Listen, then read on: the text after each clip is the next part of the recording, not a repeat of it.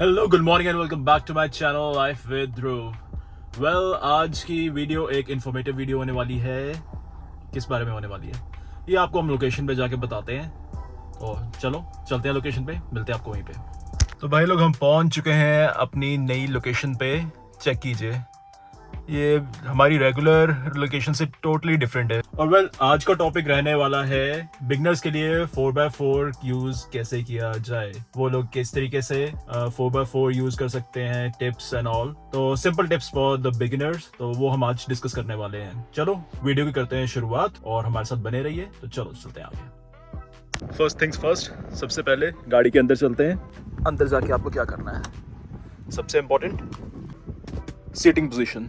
Seating position क्या रहनी चाहिए, आपने मोस्टली देखा होगा हाईवेज पे ऐसे पीछे करके सीट पूरी लिटा के रखते हैं, तो वो चीज़ बिल्कुल नहीं करनी है। क्योंकि आपको जब आप ऑफ रोड कर रहे हो, आपको पूरा आगे का व्यू चाहिए होता है, जहाँ पे यहाँ ये दोनों कोने आपको प्रॉपरली दिखने चाहिए। प्रॉपर कमांडिंग सीटिंग पोजीशन होनी चाहिए आपकी, ताकि आप हर ऑब्स्टेकल, आगे कोई पत्थर आ रहा है या कुछ और आ रहा है, वो आप इजीली देख पाए।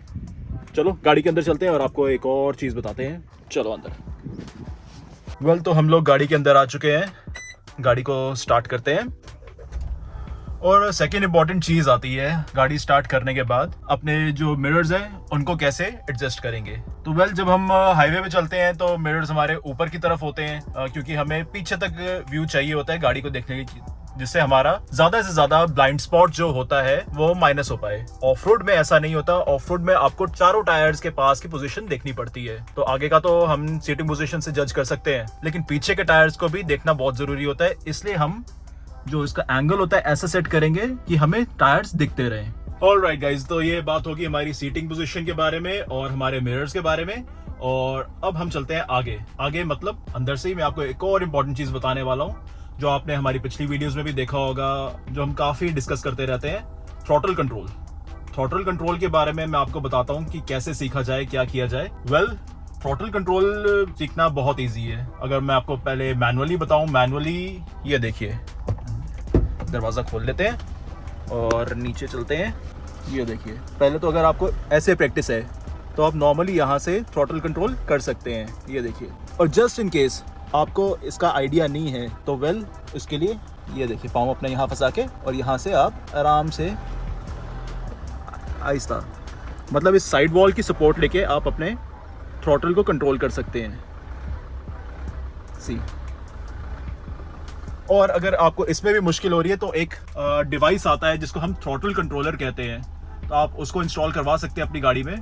तो वेल, ये होगी हमारी थ्रॉटल की बात। और थ्रॉटल के बारे में एक और चीज़ मैं आपको बताना चाहूँगा, कि आप कभी भी पैडल को फ्लोर नहीं करेंगे, ऐसा बिल्कुल नहीं करना है। ऑब्स्टेकल पे हो, जस्ट टैप, ऐसे ऐसे करके चलेंगे आप। इससे गाड़ी पे कोई स्ट्रेस नहीं आएगा, कोई कुछ नहीं होगा, और गाड़ी आराम से क्रॉल कर जाएगी, या कोई भी ऑब्स्टेकल है वहां पे इजीली निकल जाएगी वहां से। तो चलो चलते हैं आगे अपने नेक्स्ट टिप की तरफ। वेल, तो हमारा नेक्स्ट टिप ये है कि हम स्टीयरिंग को कैसे पकड़ेंगे। स्टीयरिंग ये देखिए, हाईवेज पे जब हम चल रहे हैं, ऑन रोड चल रहे हैं, तो हमारा थंब यहाँ पे रहता है, ताकि हम हाई स्पीड पे बेटर ग्रिप कर पाए। और जैसे बाई चांस कोई गलती से पॉट होल हम हिट करते हैं तो हम ग्रिप हमारी बनी रहे, तो ये यहाँ पे हाईवेज पे हमारा थंब अंदर रहेगा। लेकिन जब हम ऑफ रोड पे आते हैं, ऑफ रोड पे हमारा थंब बाहर आ जाएगा, क्योंकि बाई चांस हम किसी ऑब्स्टेकल को हिट करते हैं या कुछ होता है जो हमारा स्टीयरिंग रिबाउंड मारेगा। अगर स्टीयरिंग ने रिबाउंड मारा तो हमारा अंगूठा टूट सकता है, हमारी रिस्ट भी टूट सकती है। तो इसलिए ऑफ रोड पे थंब बाहर और ऑन रोड पे थंब अंदर। वेल, अब नेक्स्ट पॉइंट की तरफ चलते हैं हम, हमारा गियर बॉक्स की तरफ, क्योंकि हमारे पास थार ऑटोमेटिक है, तो हम इसी के बारे में ही डिस्कस करेंगे। ये देखिए, थार ऑटोमेटिक। मैंने वैसे काफी लोगों को बोलते हुए सुना है, काफी वीडियोस में भी देखा है कि ऑटोमेटिक वर्सेस मैनुअल ट्रांसमिशन। ऐसा कहना बिल्कुल ही गलत है मेरे हिसाब से, क्योंकि दोनों में ही अलग अलग तरह की टेक्निक्स रहती हैं। मैनुअल में हाँ, आपके पास क्लच पे कंट्रोल होता है, ब्रेक का, एक्सीलरेटर का पूरा कंट्रोल होता है। और ऑटोमेटिक में भी जैसे कहते हैं, कुछ लोग कहते हैं नहीं ऑटोमेटिक तो मैनुअल हो जाती है, लेकिन मैनुअल उसको ऑटोमेटिक को वैसे यूज नहीं करना। आप गियर बॉक्स डैमेज करोगे, इंजन डैमेज करोगे, 10 चीजें और खराब होंगी। तो जो ऑटोमेटिक का मैनुअल होता है उसको आप कहाँ यूज कर सकते हैं। आप डाउनहिल में जा रहे हैं तो वहां पे आप इंजन ब्रेकिंग में यूज कर सकते हैं, और अगर आप कोई ऑब्स्टेकल कर रहे हैं उसमें आप गियर लॉक कर सकते हैं। तो मतलब इन्हीं 2 चीज़ों में ही आप अपने ऑटोमेटिक गियर बॉक्स को मैनुअल कीजिए। अगर आप नॉर्मल हाईवे पे चल रहे हैं तो वहाँ पे करने की ज़रूरत नहीं है। अगर तो आपकी गाड़ी में स्पोर्ट्स मोड है जो हाई एंड कार्स में आता है तो वो अलग बात होगी, उसमें हम आप एंडेवर वाली वीडियो में जाएंगे तो वहाँ पे डिस्कस कर लेंगे। तो इसमें थार में ये चीज़ नहीं करनी है आपने। जहाँ पे आपने इंजन ब्रेकिंग करनी है डाउनहिल जाते हुए या कोई ऑब्स्टेकल करना है तो वहीं पे ही आपने मैनुअल में करके गियर लॉक करना है।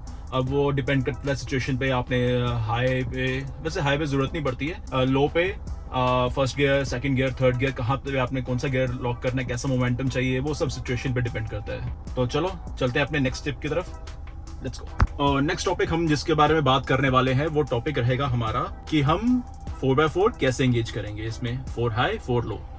ओके, तो चलो चलते हैं आगे। ये हम इस तरह के रोड पे हैं। यहाँ पे तो खैर 4 हाई की भी ज़रूरत नहीं है, नॉर्मल मोड पे ही चल जाएगा। तो फिर भी हम पहले 4x4 हाई लगाएंगे। ये देखिए, इसको करेंगे हम ड्राइव, सिर्फ पीछे पुश करना है और 4x4 हाई आपका लग गया। आप यहाँ पे अंदर भी देख सकते हैं, या ये हो गया। और हम ब्रेक छोड़ेंगे और गाड़ी आगे चलना शुरू हो जाएगी। उसके बाद बारी आती है हमारी 4x4 लो की। उसको लगाने का तरीका थोड़ा सा अलग होता है। हम इसको पहले शिफ्ट करेंगे न्यूट्रल पे और इसको प्रेस न्यूट्रल, और ये न्यूट्रल पे आया, अभी हमारा लो नहीं लगा। इसको हम सिंपल पीछे की तरफ खींचेंगे और ये हमारा यहाँ पे लो लग चुका है, ट्रैक्शन ऑफ हो चुकी है। और ये देखिए, हमने ड्राइव पे डाल दिया और गाड़ी हमारी क्रॉल करना शुरू होगी है। ये अभी ऑटो पे है तो गाड़ी अपने हिसाब से चलेगी। इसको जब हम मैनुअल पे करके, और ये हमारा गियर लॉक हो गया, फर्स्ट गियर लॉक है, और ये देखिए ये इस स्पीड पे क्रॉल करेगी। ये खुद अपने हिसाब से मोमेंटम कैरी करेगी। जैसा जैसा आगे पत्थर आएगा वो खुद पकड़ के क्रॉल करेगी।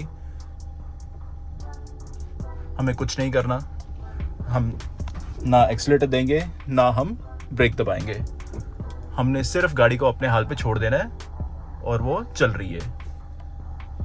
वो अपने हिसाब से खुद कर लेगी कि उसे कहाँ जाना है। ऑब्स्टेकल के हिसाब से आगे पत्थर कितना बड़ा है, कितना डीप स्लश है, वो उस हिसाब से गाड़ी खुद कर लेगी। और उसमें एक और चीज़ आती है, इन द मीन टाइम हम अपने 4x4 लो को वापस हटाते हैं। अभी हमने न्यूट्रल किया हुआ है और वैसे ही सेम हम इसको आगे पुश करेंगे।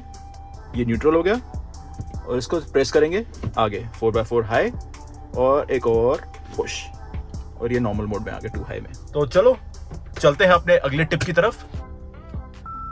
Let's go.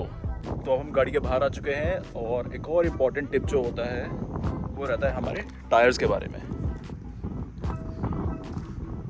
तो वेल, टायर की बात करें तो टायर्स हमारे प्रेफरेबली अगर हम ऑफ रोड करने आ रहे हैं तो या तो 80 होने चाहिए या MT, RT, अलग अलग तरह के टायर्स आते हैं अलग अलग टेरेन के हिसाब से। क्योंकि हमारी गाड़ी हाईवे पे भी चलती है, ऑफ रोड भी करती है, तो हमने प्रेफर किया 80 टायर। तो वेल, इसमें भी हम थोड़ा और आगे चलते हैं तो आगे हम आपको आगे बताएंगे कि एयर प्रेशर जो होता है बड़ा इम्पॉर्टेंट रोल प्ले करता है आपके टेरेन के हिसाब से, कि जो भी आपका टेरेन रहने वाला है उसमें एयर प्रेशर कैसे हम उसके साथ कैसे खेल सकते हैं। तो वेल, जैसे ये वाला टेरेन है, इसमें हम नॉर्मल 30 पे या 32 पे रखेंगे तो गाड़ी चलती रहेगी, कोई इशू नहीं होगा। अगर हम जैसे स्नो में जाते हैं या स्लशी पैच में जाते हैं तो वहाँ पे हमें क्या चाहिए रहता है, एयर प्रेशर डाउन करना होता है। और कितना डाउन करना है, हम 15-18 PSI तक जा सकते हैं। उससे क्या होता है, बहुत लोगों को ये मिसकंसेप्शन होती है कि एयर प्रेशर डाउन करने से हमारे टायर की चौड़ाई बढ़ जाएगी तो उससे हमें ग्रिप मिलेगी। लेकिन हमारा मकसद जो होता है इसकी चौड़ाई बढ़ाना नहीं होता है, हमें इसकी लंबाई बढ़ाना है। ये जो पैच होता है ना, ये इसका कवरेज एरिया बढ़ाना होता है हमें। जो अभी यहाँ पे यार इतना सा है वो थोड़ा सा और आगे इतना हो जाएगा तो उससे हमें काफ़ी फ़र्क पड़ेगा। तो वेल, ये होगी टायर की बात और चलो चलते हैं हम आगे। वेल, हम एक और टॉपिक डिस्कस करते हैं वाटर वेडिंग के बारे में। वाटर वेडिंग बड़ा ही सिंपल भी कह सकते हैं और बड़ी मुश्किल, बहुत मुश्किल ऑब्स्टेकल भी हो सकता है। वो डिपेंड करता है कि पानी कैसा है, कितना डीप है और उसके नीचे जो बेस है वो क्या है, ये चेक कीजिए। ये बेस बहुत ही ज़्यादा रिस्की रहता है, इसमें तो गाड़ी फंसनी ही फंसनी है, क्योंकि यहाँ पे पत्थर वत्थर कुछ नहीं है, सिर्फ स्लश है, दलदली मिट्टी है, तो यहाँ गाड़ी फंसनी ही है। और इसी तरीके से और अगर हम यहाँ पे ऐसी वाली सरफेस देखें तो ये काफ़ी सॉलिड है, और इससे हम थोड़ा और आगे जाएं तो वहाँ से हम क्रॉस कर सकते हैं, वाटर क्रॉसिंग कर सकते हैं, क्योंकि वहाँ नीचे सिर्फ पत्थर है, तो पत्थर पे काफ़ी अच्छी ग्रिप बन जाएगी। तो हमें इन सब चीज़ों का कैसे पता चला, क्योंकि हम इन सब चीज़ों को वॉक करके एक्सपीरियंस कर रहे हैं। इंपॉर्टेंट टिप ये है कि आपको कभी भी कोई भी ट्रैक रिस्की लगे या आपको लगे ज़रा सा भी 1% भी डाउट हो, तो आपने पहले गाड़ी से उतरना है, वॉक करना है, देखना है कि उस टेरेन में क्या क्या है, अच्छे से जान पहचान करनी है, मिलना जुलना जैसे हम करते हैं ना, किसी से भी फर्स्ट टाइम मिलते हैं तो पहले उसके बारे में जानते हैं, फिर उससे हम वैसे ही डील करते हैं। तो सेम हमें ट्रेल पे भी वही चीज़ करनी है। हम ट्रेल के बारे में जानेंगे, यहाँ पे वहाँ पे। देखो तीनों बिल्कुल अलग अलग तरीके की है। यहाँ पे हम नॉर्मल मोड पे भी चल सकते हैं 2 हाई पे, वहाँ पे हम 4 हाई पे जाएंगे, और यहाँ पे हम लो लगा के जाएंगे। उसमें भी पक्की गारंटी नहीं है कि हम निकल पाएंगे, मतलब 80% चांसेस है कि हम फंसेंगे ही फंसेंगे। यही चीज़ रहती है कि अगर आप चल के देख रहे हैं अपने ट्रैक को, तो आपको काफ़ी आइडिया हो जाता है कि आगे की सिचुएशन क्या रहने वाली है, आप अपनी पूरी स्ट्रैटेजी बना सकते हैं। हमारा मेन अगला टिप यही था। और सिमिलरली आप इसमें, जैसे अभी हमने आपको यहाँ पे रिवर बेड के बारे में बताया, सिचुएशन चेंज हो सकती है स्नो ड्राइव पे, डेजर्ट में, सैंड में, मतलब अलग अलग सिचुएशंस में आप वॉक करके देखिए आगे क्या है, और उस हिसाब से अपनी स्ट्रैटेजी बनाइए और आगे बढ़िए। तो हमने सारे इंपॉर्टेंट टिप्स आपको बता दिए ऑफ रोड के बारे में, लेकिन लास्ट में एक चीज़ रह गई है जो सबसे इम्पॉर्टेंट है, और वो है कि किसी भी OTR के बाद गाड़ी को प्रॉपरली वॉश करवाना, स्पेशली अंडर बॉडी, और हो सके तो डीजल वॉश भी करवा लेना। तो अभी हम कार वॉश के लिए ही जा रहे हैं, और अंडर बॉडी भी क्लीन करवाएंगे अच्छे से, ताकि जो रेत है, पत्थर वत्थर कुछ भी अंडर बॉडी में फंसा वो सब निकल जाए और फ्यूचर में हमें तंग ना करे। तो चलो, आई होप आपको हमारी वीडियो अच्छी लगी हो, और अगर अच्छी लगी है तो लाइक कीजिए, सब्सक्राइब कीजिए, कमेंट कीजिए, ढेर सारा प्यार बरसाइए, और see you in the next vlog.